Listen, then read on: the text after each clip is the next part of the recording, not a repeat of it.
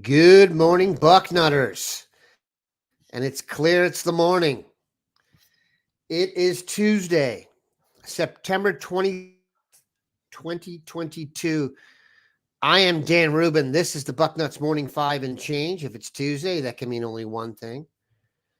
The director of recruiting for 24/7 Sports, Steve Wiltfong, joins us in his U.S. Army All-American gear that you can only get from being in attendance at one of those games. I've never even seen that swag.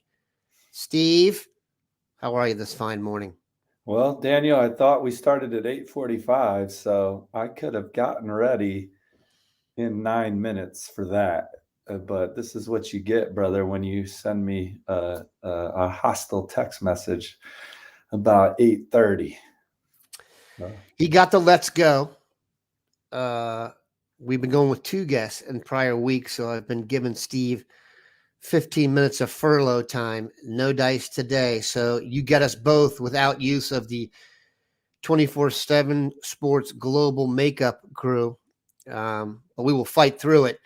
Yesterday, Dave Biddle did a Q&A with our front row subscribers on the football team. So today we decided we'd do the same on recruiting with the one and only Steve Wiltfong. And once again, our front row subscribers have come through big time.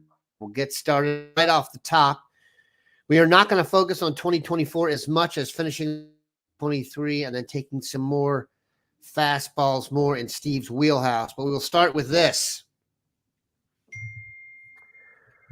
What impact do you see Justin Frye making in Ohio State's offensive line recruiting early on? What are your impressions of Justin Frye out the gate? Well, I've known Coach Frye for a long time, so I'm just impressed with him as a person, a coach, and a recruiter. I think he's got a strong track record. He's worn a lot of hats in his career, and I think that he was obviously a strong addition to what was already a terrific Ohio State offensive staff. When you look at Ohio State's offensive staff from top to bottom, and you include Ryan Day, Kevin Wilson, Tony Alford, Brian Hartline, Justin Frye, and Corey Dennis, I don't know if you top to bottom can find a better offensive staff in college football. And then, I think if you look at Ohio State's recruiting class, they went out and landed the guys that they wanted at the position. Luke Montgomery was a major in-state target that they beat Notre Dame and Michigan, Penn State, and Clemson for.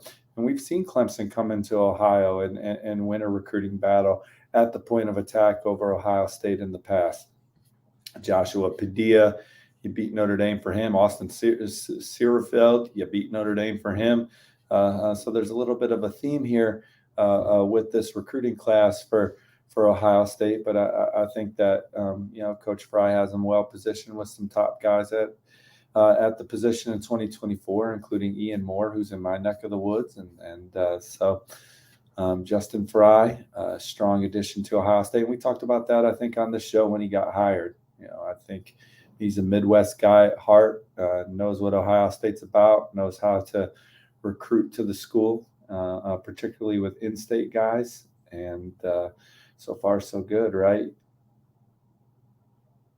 Certainly doesn't hurt when you're taking over an offensive line with arguably the best tackles in the country in terms of selling yourself. Not a bad way to get it started. This is literally a question that has been asked since he arrived at Ohio State, which in some ways makes it silly, but I'll let Stony Rock go here because he was so nice in his questions. Is Larry Johnson's age having any effect on defensive tackle recruiting? I don't think so. Neither. I look at Michael Hall. Larry Johnson recruited him, right? Mm-hmm. Yeah. No, Ohio State recruiting is very vibrant right now. Number 4 class in the country, landing a lot of the top targets. You win some, you lose some, but I don't think anyone's feeling sorry for the way Ohio State's recruiting right now. The Larry Johnson age thing is tired. I can just speak for myself. If my kid was getting recruited and the guy came in with the Larry Johnson is old, I would be not impressed with that approach to recruiting. That's lazy. Look, Larry Johnson, when prospects visit, he's incredibly prepared. He has done deep film study on the players that come on campus, and he always sits with them and critiques. He gives critiques of their film so they can take it back home and apply it to their own high school football season. And that's something that's resonated with several recruits that have come to campus. They get coached up by Coach Larry Johnson, not just recruited by Coach Larry Johnson. And I've had a chance to meet him a couple times. There's certainly a presence. No doubt. And that you're around an accomplished individual when you're in the presence of Larry Johnson. Obviously, at some point, the Larry Johnson era is going to come to an end at Ohio State, but I would imagine that the line of defensive line coaches that would want to try and fill those shoes would also be distinguished. So, again, haven't heard anything about Larry Johnson losing his fastball on the recruiting trail. I think that Ohio State's at or near the top of the list for most of their defensive line recruits. And then again, yes, coach is very experienced. So with that, eventually there will be a new defensive line coach in town, and I would imagine it'll be a good one. Larry Johnson spent most of his career at Penn State. By the time he was leaving there, guess what opposing recruiters were saying? He's too old. That was about over 10 years ago. Next question. JoJo Trader, Florida, wide receiver or cornerback prospect. Do you know which he's more likely to play in college, or do I have to get Andrew Ivins back on the show? I was under the impression that he would play receiver. Me too. Yeah. But obviously he's an electric player, that has a skill set that, could certainly apply on the other side of the ball. Sure. All those guys are like that, though. I'll tell you what, I think this is his third high school and he's a junior. I'm always a little bit leery of dudes like that. Yeah. He's been to Ohio State a couple times, so he's certainly high on the Buckeyes. Texas A&M, Miami, some of the other programs that have impressed him early on in his process. Obviously, Ohio State's in great position with his teammate, Jeremiah Smith. Yep. The 24/7 Sports Crystal Ball is on the Buckeyes for him. He's an imposing specimen out there that, probably wouldn't need to play high school football next year. So it'll be kind of unfair for him out there.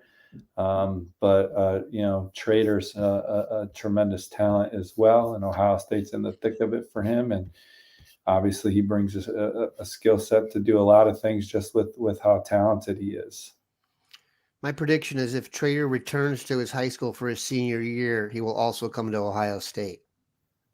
No reason to say that. I just think it's going to happen. How about all right. Smith?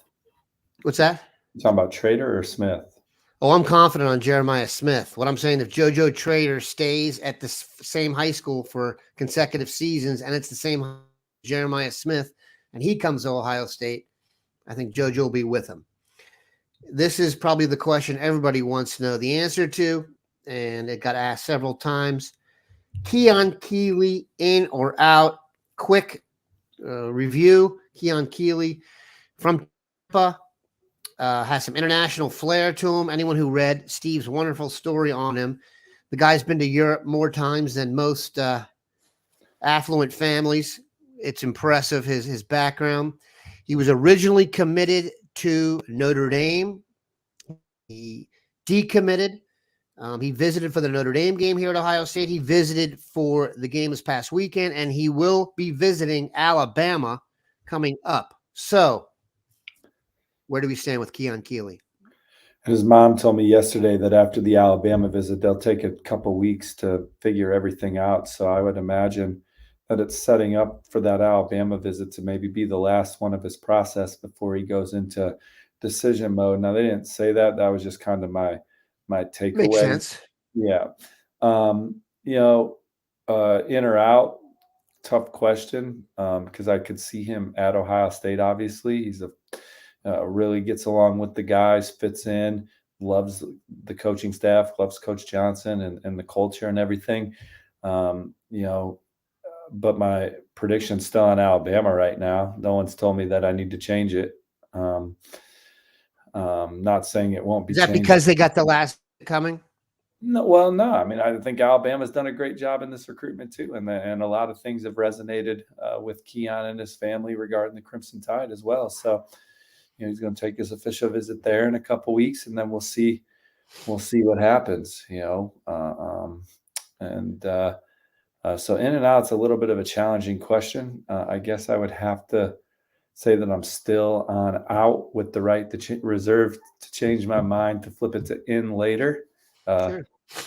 but yeah, I guess I don't have them in right now. I have Mateo in. If you're asking me in or out on That's coming Mateo, up. Don't jump the gun. yeah, I didn't read any of these questions, so I did not cheat on the Right. test. That's true. My thing with Keeley, I hear you. It's like the battle of two, it's the last visit theory at Alabama, which makes sense. And it's also Alabama and it's on defense. Ohio State has not lost a lot of offensive battles, skill player wise, at least, to many teams. Alabama defensively, we all know what they've done. The idea that the guy is from Florida and has already committed to a cold weather school, though, gives me a little bit more of a 5% vibe on him than I probably would have otherwise, because clearly that's not going to be a deal breaker. And the idea of going to a fine academic institution in the Midwest is not something that doesn't appeal to him if I can mess up my negatives there. So I'm hopeful. Let's move to this.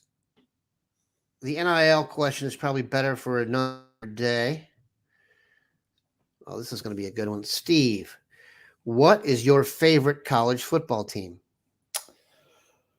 Well,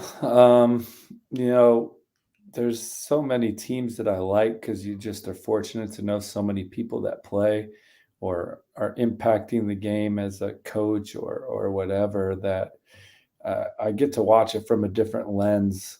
When I turn on a game on Saturday, most Saturdays, I'm just hoping that someone that I have a relationship with doesn't screw up. That's You know, funny. you, I feel you. you just don't like to see good people be the GOAT in any way. Sure. Like social media is rough, and I love that there are diehard fans out there and stuff. But like take for instance, yesterday I reported that a kid was taking an official visit to Nebraska. He's from Louisiana. He's taking a visit to Nebraska this weekend. Obviously, they don't know who their head coach is going to be next year. And then you get people tweeting back at you, who wants to take a visit to that dumpster fire? It's like, what kind of life? Like, who are you? I know. I understand that like Nebraska is not playing football at the highest level right now, but damn, I mean, that's a hell of a life to go to Nebraska and play football. You know what I'm saying? I mean, it's just funny to me, like the just how shitty people can be with other people on social media It's a cacophony of idiots for the is most part. wild, Bad comedy. Why would anyone want to go to Nebraska? I mean, well, sorry that they have such a great fan base and a good school and great facilities, and they're going to hire a new coach, so there is going to be excitement around the program for a little bit. That's a guarantee. No matter who they hire, they could hire Maria Rubin, and the fan base will rally around Maria Rubin for a little bit before they lose games again. You always get a jolt of excitement at a place like that whenever you get a new staff. But I mean, I grew up a Notre Dame fan. I'm from South Bend. So, I was born in 82. So they won the title when I was 6. They had some really good players back then. So Tony Rice. I mean, yeah, Tony Rice, but even the Rocket Ishmael was, I still kind of remember where I was when Rocket Ishmael returned that kick against Colorado in the bowl game, and you think Notre Dame just knocked them off, and then there's a little laundry on the field, and I can still kind of remember all the adults going nuts because, you go from victory to defeat again, and he was just such an electric player. And most, these kids that I talk to now don't know who the Rocket is, and he got that. And part of it is, I think, because he took that big deal with the Canadian Football League, right? Like, I don't even remember all those details, but I know. Well, I do. Toronto Argonauts. Well, I knew that, but I mean, it was a very, he did that because it was fiscally, they made him a deal he couldn't say no to, right? Sure. So, Jerome Bettis, Notre Dame had some good teams. That 93 team we should have won the title, in my opinion. They gave it to Florida State because Notre Dame lost a ranked Boston College team the next week. But I watched that Notre Dame Florida State game not too long ago, a couple years ago, and they dismantled Florida State that day. It really wasn't close. All 11 players on Notre Dame's defense played in the NFL. But I'm someone that's always liked all the Midwest teams too because it was regional cable. So Sure. I liked Ohio State, and man, those Ohio State teams would bludgeon Notre Dame, like the Eddie George teams. I don't think those two games when I was a kid, they played twice when I was a kid, and I don't think either of them were close. Like maybe the scoreboard was a little close, but I don't remember ever thinking like, man, Notre Dame's got a chance to rally here. They were, I mean, like those Eddie George Ohio State teams were pretty awesome. Loaded. So I like the Buckeyes. It's even Michigan. I enjoyed watching them play. They had a quarterback from my neck of the woods, Dreisbach, who's from the area I grew up. So you kind of rooted for Dreisbach. What was his first name? Scott? Scott. So I've always just been a big sport. I've never been like y'all on Bucknuts are elite fans of Ohio State. I was never like an elite fan of one team. I mean, again, I grew up in South Bend, so I like Notre Dame, and Notre Dame had some really good teams. But I would not have subscribed to Irish 247, I don't think. But I just liked watching games and highlights, and so I'm lucky to do what I do now because I still, I love sports and watching games and watching highlights and seeing people do well. That's kind of my deal. But even Antoine Randall, loved watching him. He was exciting. The Drew Brees Purdue team that went to the Rose Bowl, I kind of, enjoyed following that team. And so, and I was in high school then, so even, so, yeah. I'm pretty sure I saw Antoine Randall on Hard Knocks. I think he's coaching for the Lions. He is. That Lions staff is like a bunch of former players. That was cool. Deuce Staley and Aaron Glenn. Yeah, it was a good Hard Knocks. It's funny. I watched it with my kids, and they didn't even know those guys were former players. Just another example of the graybeard. All right. But Terry Glenn, Joey Galloway, all them dudes, they were, I thought they were awesome. You know why? Like, I wonder if kids like these Ohio State receiver recruits, like Ohio State's got such great receiver tradition, but I wonder if like Terry Glenn walked in the room, if they would know who he was. He was a bad. Listen, they pride themselves on tradition at Ohio State. I can tell you this, the recruits know, because the first thing you see when you walk into the WAC is a way of greatness of all the guys who are in, all the guys who have been in the NFL, and it's quite a long walk, as one might imagine. All right, let's now get to the second half of that question, which we almost jumped the gun on. Updates on, we did Keon Keeley. We have the big three of Damon Wilson, who I believe is kind of surging in fan interest after the story about him being such a hard worker and laying drywall and stuff. And then Mateo Uyungale. Well, I like Ohio State for Mateo. We kind of talked about that earlier in the show. I think they're currently the one to beat. Can they get it to the finish line? Time will tell there, but I think Ohio State's the one everybody else is chasing for Mateo. And then Damon Wilson, there have been times where I thought Ohio State is the one to beat. They're certainly in the thick of it for him. His dad played football at East Carolina. They have a gym where, college athletes, pro athletes, and high school athletes train. Damon's just a freak among freaks. He's extremely explosive, powerful, strong. I wouldn't be surprised if he visits Georgia for the Auburn game. There was a chance Ohio State was going to be the last visit, but I think he's going to get back to Georgia. Obviously, Alabama's still in there too. Then Miami's trying like hell, but Alabama, Georgia, and Ohio State, I think, have all impressed in different ways. So we'll see how that one falls. And Georgia is going as hard for Damon Wilson as anybody on their board. Yeah, if you have a final three of Ohio State, Georgia, and Alabama, chances are you're 3 years from getting a big old check.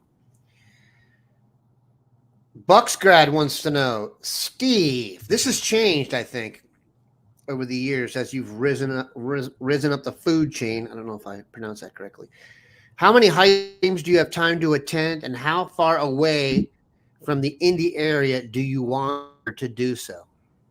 So the beauty of high school football now with all these different streaming platforms, Flow Yep. Football, NFHS, things like that, I can watch a lot of games. I um, and then with my cable package, I pay an arm. I literally pay an arm for my cable package.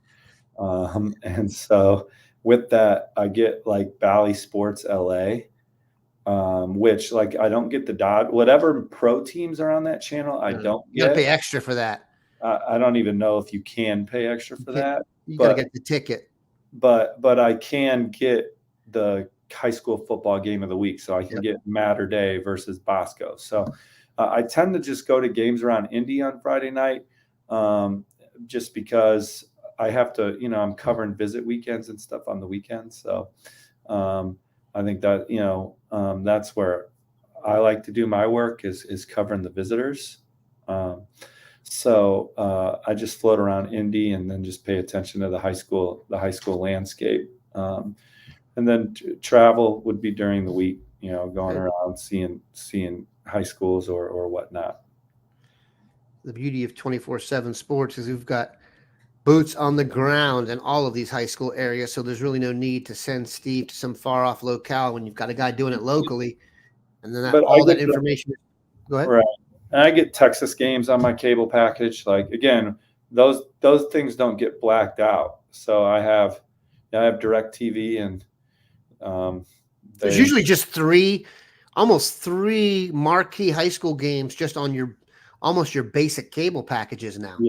yeah, you get the ESPN game, so I record that, and then again, with Flow Football and all of those options, and then sometimes the schools just stream it themselves. Yeah. You can pretty much almost watch a lot of the games you want to see at this point, and then of course Huddle is still the greatest invention in high school football recruiting history. Yeah, one of the few positive developments from the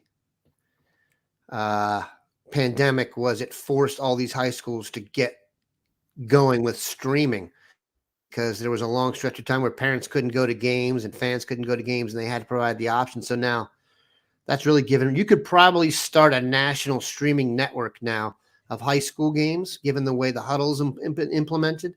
I don't think Huddle will be too psyched with that, but it's coming. All right, a couple more. Have you heard anything about Caden McDonald, the defensive tackle, since he visited over the weekend? No, I actually need to shoot him a message right now. We're going to do that in real time here. Right on. If he Yeah, answers in real time, I turned you get a 40 gold star. yesterday, so I worked in the morning and afternoon, but I didn't really grind in the evening. Also coached a little league game yesterday too. What'd you do? Well, my kid won his game in extra innings. It went 8, and they won, so they're still alive. Play again Friday. Oh, it's a playoff time. Oh yeah. Which kid is this? The elder one? It's my youngest one. Oh, Yeah, right on. so we're having a good time. 6-year-old playoffs. Yeah, 6 to 8. Those are intense. Oh, he's playing with the big boys. Yeah, he's actually a pre-K'er, but we weren't going to do T-ball the third time. But Right. He's fitting in well. He's got his mama's athleticism. Nice. Yeah, Tender looks. I contribute a little, but Kelly Wiltfong is the major athlete in this house. Yes, Steve married a D1 athlete, people. He knows what he was doing. All right. As we effort to get Cade McDonald's on the text, another guy who was here recently and is an unbelievable football player is Sammy Brown. Like I've said, he is a star who runs the 400 and plays linebacker. I just heard that about him and wanted to offer him. Your thoughts on Ohio State's chances to get the blonde-maned star? You always forget that Sammy is an elite wrestler too. My bad. Good Lord. Yeah, That just makes me want to invite him to live in my house. Yeah. Obviously I think Ohio State's on a short list. The school that I would have pegged the favorite early on in his process is Clemson. He's been there.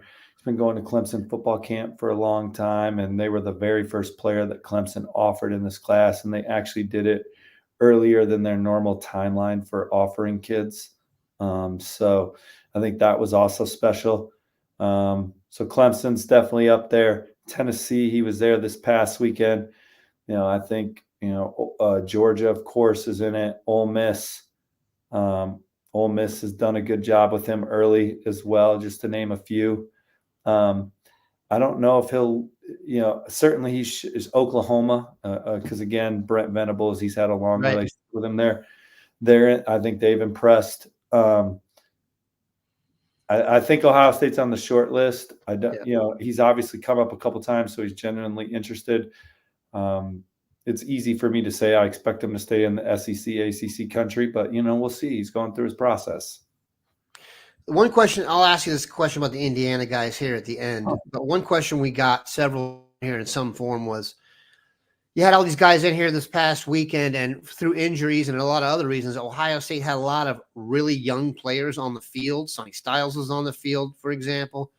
What kind of impact do you think that makes on the visitors or the guys watching to see true freshmen get on the field at a place like Ohio State? Do you think that has an impact, or is it kind of a case-by-case deal? Well, I think Ohio State's always been a program where the best players are going to play. So, I think we all expected the bench to be cleared even before the game, regardless of injury or whatever. I think we predicted on this show. I don't know if I predicted on this show, but I knew Ohio State was going to smash Wisconsin. I mean, their offense is on the tablet. I mean, like not one of these new technology tablets either, but an actual tablet. One for Moses. Yeah. So I knew that was going to be a bludgeoning. But what it does is it makes the locker room so awesome after the game, because everybody played, everybody contributed, everybody's in a good mood. So you bring recruits, the recruits are hanging out in their post game. There's just a lot of great energy in there. First of all, you won. Probably everybody's pretty happy with getting an opportunity to play and make an impact. And so I just think it's good for the soul around there, and the coaches, Ohio State's coaches do a good job of communicating who's playing and when with the kids. I don't know if they even they're sitting in the stands. Again, you guys are the diehards, so who's coming running in and out on the sidelines. The average viewer does not know that. They're just watching each play and watching the ball, So I don't know if recruits noticed that or not, to be honest. Yeah, it was interesting. It's just the past weekend because of injury. You had Jair Brown out there as well. Only had 3 scholarship corners. Like you said, Wisconsin, that was an absolute mismatch. 28-0. They don't have speed they don't have speed at the skill position like Ohio State, and they can't like again. I know Notre Dame's not playing as well as they'd like, but Notre Dame at least can bow up with you around the football. Yeah. You know what I mean? And make some things difficult. Speed wise too, they matched up better. I thought. Yeah, and Notre Dame does have athletes on the field too. Right. But Wisconsin, man, they don't got those people, man. This is not that is not a good matchup for them. And I got the sense that there was some real angst with the fans about this one too. It was, how many times are you going to go into this particular matchup? I mean, non-competitive. I mean, I remember a game years ago where they came in with, Melvin Gordon and an incredible offense, and he rushed for a yard. So they need to, if Wisconsin ever wants to really match Ohio State and not just get their butt kicked at Indianapolis every year for the championship game, they're going to need to make some changes. I saw some calls for, was it Lance Leopold, the name of the coach at Kansas, to replace Chris? Yeah, well, he would be awesome because he's got all those Wisconsin roots. Makes sense. And I don't see them getting rid of Chris though. Okay. I just don't see it. Last question, and they're bringing it into your wheelhouse. From Noah Buckeye, looks like Ohio State is good for the top 3 players in Indiana, your home state, Steve. What are the chances Ohio State lands Graham, Moore, and Johnson? Please give us the scuttlebutt on those guys and possibly a scattering report on each if you've seen them live. Thanks in advance, Fong. Yeah, well, I appreciate it. Well, I have them predicted for the top two, Ian Moore and Mylan Graham. Ian Moore, I saw play a couple weeks ago. He's an athletic player at the point of attack with basketball, a basketball background. His dad played college football at Indiana State, but he, In Palestine, good hoops. yeah, I think his dad. I forget where his dad's from, but he, yeah, New Palestine. New Palestine has one of the best high school football coaches in the Midwest as well. Kyle Ralph. He played at Cincinnati St. Xavier, then played at North Carolina, and he just happened to marry a girl from New Palestine. So this town lucks out and gets this guy who's an innovative offensive mind. He's also called one year. He called the offense, the defense, and he's the strength coach for the entire school. He's kind of a machine. Apparently, And so Ian Moore is one of his proteges now. They got an offensive lineman committed to Louisville right now. He's a year older. But I like Ohio State for Ian, and then I like him for Mylan too. Ohio State, this rarely happens. Like probably this is so hard to do what Mylan did, but he came to Ohio State's camp. No one knew who he was. I mean, he had no offers. He's just a guy going out there to work out. It's so hard to do what he did. He goes out there, works out, dominates. Brian Hartline offers him a scholarship on his camp performance. Now, contingent of, dude, you came out here, you balled. No one could check you. You're terrific on air. You're terrific route runner. You got all the physical traits we're looking for. I have to offer you because you're good, but like, dude, I haven't even watched your film yet. So if your film stinks, like you're like, this offer is not committable, right? And this is, coming from the Graham, like, but you earned this offer here. Like, I didn't know you were an hour ago, so I still got to double check your film. But I think that his film is checked out as well. And obviously I like where Ohio State stands for him as well. And they haven't offered Johnson yet, so we'll see what happens there.